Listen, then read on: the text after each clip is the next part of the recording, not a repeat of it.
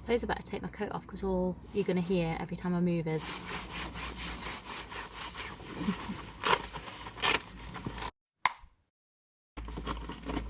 Anyway, hello! Welcome back to the Dirty Words Club. My name's Gemma and you're joining me again from the messy interior of my car. I had a few errands to run today, thus the state of my hair and whatnot, so I thought while I was waiting for my next appointment, my messy car would come in handy.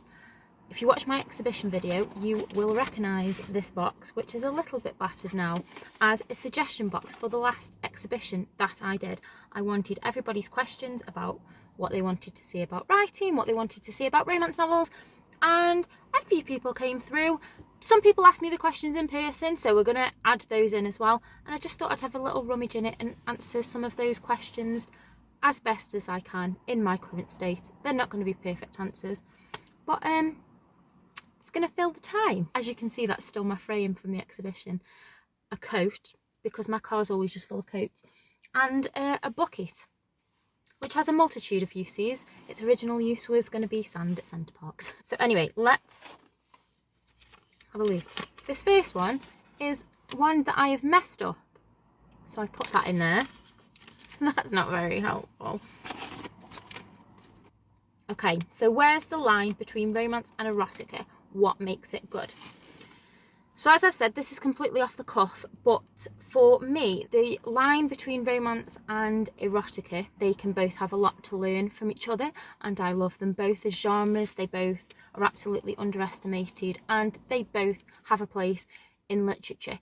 But for romance, it doesn't necessarily have to have any sex in. There are specific Christian romances that have absolutely no sex in whatsoever. If you want to go back to what people class as the original romance novel, Pride and Prejudice, obviously that's famously got no sort of intimacy, no sort of physical intimacy in it at all. So for romance, the definition of a romance novel would be the storyline is the central thread through the entire storyline is focused on two people and them falling in love, and that is essentially it. So for the romance, it's not necessarily, there doesn't have to be a certain amount of sex in it, if any sex at all. It's all about the tension. It's all about that couple's relationship, how they grow as people, what they overcome to, we hope, become lovers, but to just become in a relationship with each other. Hopefully. And then with erotica, the focus of the novel is on the sex. So there might be some storyline threaded throughout, but it will mainly be to join up the sex scenes. That will be where the main focus is. And that's why it's easy to make erotica into short stories if you wanted to, easier than it is to make romance into short stories, because it doesn't require such a build-up. It's mainly focused on the sex. In terms of what makes it good, that is the ultimate question that we are here to find out. For me, we'll talk about tropes another time, because I've not got the time to be getting into that, because I'll go on all day. But a lot of tension, a lot of angst in terms of us becoming emotionally invested in a relationship for romance. What makes erotica good? That depends on what your tastes are. You know, there's a lot of argument about should sex scenes be more realistic? What do generations nowadays class as realistic? And that is what the Dirty Words Club is here to figure out. What language do we want to use? What do we want to see? How much realism do we want to see? How much fantasy do we want to see? All of those things. So what makes it good? I don't know. I promise I will try and find out for you. Ooh, what else is in here? This one says, what book recommend to get into romance genre?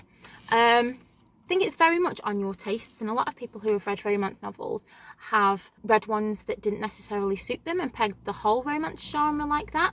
Now, romance genre is my go-to, and I still pick up a lot of books and pretty much instantly, first chapter in, no, this is not for me, because I know what I like and I know what I don't like. So if you tried something before, then I'd say go and try something completely different. You might want it in the third person, you might want it in the first person. It's only been in the last 18 months that I've really been able to get into novels that are written in the first person, because I'm always a third person kind of gal. But the first book that I ever read that was a romance novel was Daisy's Back in Town by Rachel Gibson. And actually, if I was going to recommend a romance series, I'd probably go with her Seattle Hockey series. The fact that it's making me do that face should say that they're good. They're good. Like sports romance books, especially hockey, are my jam. Or if you're looking for something a little bit different, then I always say the Julia Quinn Bridgerton series, which is historical romance. You absolutely cannot go wrong with them. That is also going to be coming to a Netflix specials, hopefully about February 2020. So actually, if you're going to read a book, get the Bridgerton series by Julia Quinn. There's 8 books for 8 siblings. You're not going to go wrong. You're not going to go... If you don't like them, there's nothing I can do to help you.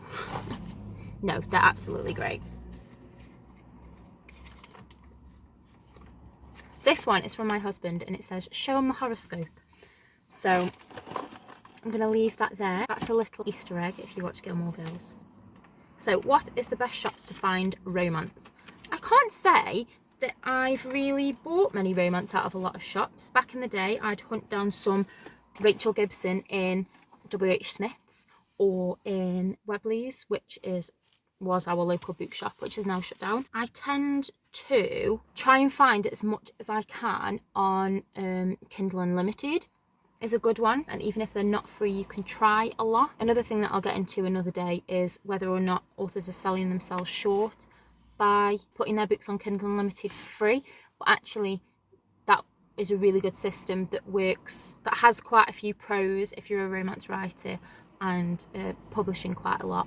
And because the romance readership tends to read more than your average readership, then that's a good way to go. Get on Amazon, even if you haven't got a Kindle, read some samples. I'm trying to buy less and less off Amazon nowadays, and I usually don't. All the books I've bought for Christmas have been off wordery.com. So yeah, literally just hunt around. As soon as you look up one novel, especially through the way Amazon shows you all their products, it will lead on to another one and another one, and you'll end up down a rabbit hole, and you're guaranteed to find something that you like. Just be open-minded. Another few questions that I also had from my friend Rachel, asking what my recommendation for the best romance that also had some sort of crime or murder or something like that in, and that would absolutely, beyond a shadow of a doubt, would be the In Death series by J.D. Robb. I think it's written under J.D. Robb. It might be Nora Roberts. I'm pretty sure it's now J.D. Robb writing as Nora Roberts. Nora Roberts is the absolute queen of the romance genre.